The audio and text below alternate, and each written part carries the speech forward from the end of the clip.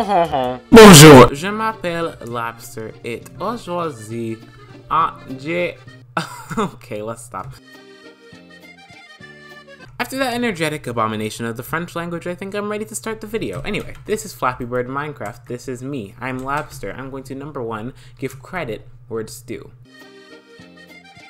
I got this concept from a Minecrafter named I Like Stairs, and I'll leave their channel in the description because, oh my gosh, they are pretty cool. They do cool big stuff like I do. Hey, I found my twin on Java. Not like I already had one that I copy from.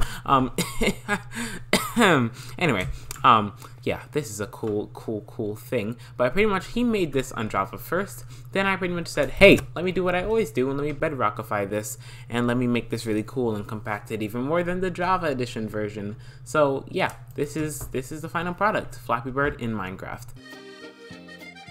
And the way it's played is actually quite simple. So what you do is you step on this pressure plate to start the game, and then afterwards you pretty much just go through those tiny little things right there, and that is the bird, by the way, that is the bird. And pretty much the longer you step on it, the higher up you'll go, and I'm gonna miss that, I think I might have just clutched it, because I made the block placement, or rather the collision detection very forgiving. So yeah, that would actually count as me not getting hit. Because, yeah, this game is pretty much impossible to control, and I would not like it to be impossible to actually play. We're still going. Okay, we're in the hole. That is so good. We're actually about to win. Oh my gosh. Let's see. What's gonna happen? Are we going to... Okay, let's actually try to get hit. Okay, let's go all the way to the top. Let's try to get hit. No. Oh no. I'm too high up. Oh no, I heard the note blocks. What's gonna happen? Okay, the thing's gonna keep ascending, and once it goes down all the way, then it disappears. Yes, that's how the game works. And I forgot what my score was because I have a really dumb feature where it resets on the game being done. But that is pretty much the gameplay of it. I will definitely leave a world download to this one. This is actually a pretty cool thing to just have around. But now we have to go into each circuit because I have to explain things, and I love explaining. I'm gonna make this relatively quick because I do not want this video to be long because you guys have not been giving me the watch time I like. I mean, you've only been watching like 2% of the video. It's also a joke because you guys have been watching much more than 2% of the videos, but I don't want to get into the specifics because that's bad. Anyway, yeah, this is cool. This is redstone. This is the burb system, the bird system. Why did I say burb? Anyway, this is pretty much how you get the bird moving up and down, and pretty much when it's up, it slowly progresses downwards.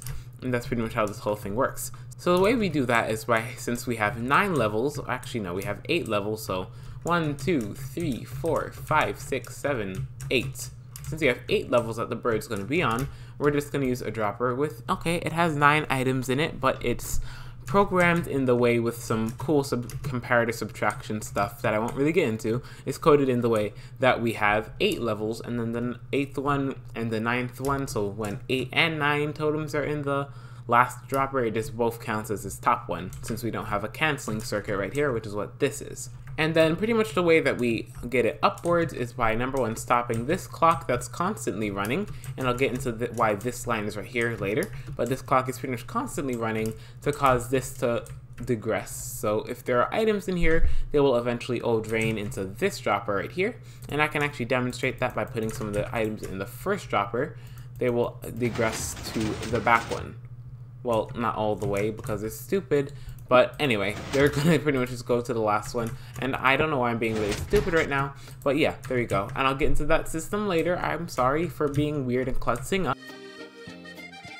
Now we have the collision detection, which is actually a lot harder than it was supposed to be because I added this really stupid comparator thing, but to make it more compact, I did have to do it, which means the collision detection is super forgiving, which I love about this. But pretty much what these are doing is that if both this and this is active, so if the actual pipe is at the bird, which I'll get into this whole system later, is at the bird, and the bird is in that position, then this will turn off, this torch will go on, the whole lose system will happen, which I will once again explain later, and then pretty much, yeah, the lose system happens. I know I'm repeating myself. So you're probably like, hey, what are these lines for? Okay, these lines are pretty much just to prevent really stupid things from happening. So pretty much what happens is if we, let's just say we get the number 7, so we have 7 items, we'll have this one piece of redstone dust on, and then we'll have the 7th light, which is right in this position, on.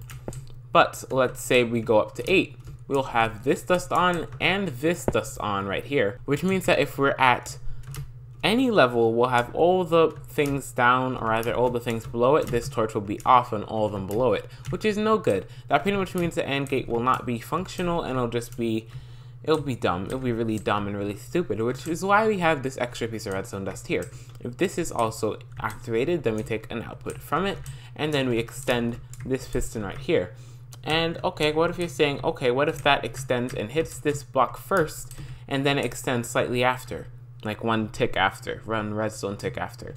Well, that's why we use a repeater down here to take the output, because if you don't already know bedrock redstone, we have things called C and P ticks, and what we pretty much do is if we remove this right away, we are emitting a C tick only, which means that that repeater will not turn on, even if the redstone line is technically powered. And I'm stuttering a lot because, oh my gosh, this thing is so complicated to explain, but that's pretty much how that one part works. Okay, now I'm going to get into the pipe stuff. So this right here is actually really stupid because I made this before I got the good concept, but this is pretty much just a randomizer and a red coder, and you can see the shulker box in the back right here that is acting as a randomizer, just taking the output through the piston, which is such a cool bedrock feature. Am I right? Am I right? Yes, I am. Of course I'm right. When am I wrong? But pretty much this comparator just runs into a red coder, which gives us certain things happening, and each one of them represents a different pipe level. So if we were to just activate, it's so hard to activate it, but I guess activate the randomizer. So as you can see, that just causes one of these things to appear, and it moves over the screen at 1 block per 4 ticks, or 0.25 blocks per tick. And that's pretty much just it moving across. If it hits you, you dead. So that's pretty much just a randomizer going into different things that are pretty much just different lengths. So you can see if we just go into this over here, we have this whole thing filled out, so we have the bottom, but we have missing one right here and a missing one right here, which means we have 2 blocks available to fly through at the bottom section of it. And that applies to all the other layers as well, which is why we have just random blocks missing, where we can fly through it like a piece of origami. I don't know what flying through a piece of origami is like whatsoever, but you get the idea. You can pretty much just have different, I guess, colors, or rather shapes, patterns. What do colors have to do with anything? I can tell that my brain's getting a little fried from talking about my own redstone contraption, so we're going to move on to the last part of this, which is a 7-segment display.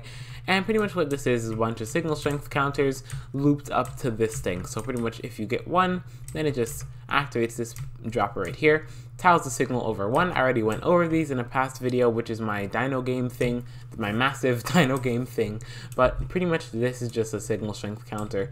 It's literally so simple. I'm not even going to go over it, and then this is pretty much just each, I guess, number displayed into this 7-segment display, which again is too simple for me to have time to explain, but that is actually pretty much all the circuits in here besides the loose circuit, which is pretty much just goes down here, puts a couple note blocks off, gets rid of the actual bird by removing the bottom limiter. This thing pretty much just prevents the bird from leaving the board like during mid gameplay, because that'd be really stupid and bad and dumb. So pretty much this just stops that from being able to happen, which is just literally stopping the clock from happening last second, which means that one item will always be in this dropper until the loose system activates, which is what I was talking about. This pretty much just causes this piston to extend for a long time, which I should actually increase that delay because it was unreliable before. It causes that piston to extend for a long time, which means that the entire bird just zoop out of existence and then just goes to the bottom. I did this once again to keep it really compact, and it's actually buildable in survival.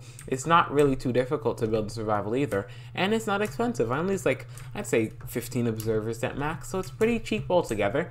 And what this thing is pretty much here is just a clock that activates the player circuit, which means that the things happen, and then this right here is just the start circuit, toggle arsenal latch. When you lose, it toggles in the other direction, meaning pretty much everything turns off. I will allow you to take a closer look at this world through a world download, which once again is in my Discord all the time. Literally never forget to put a world download in.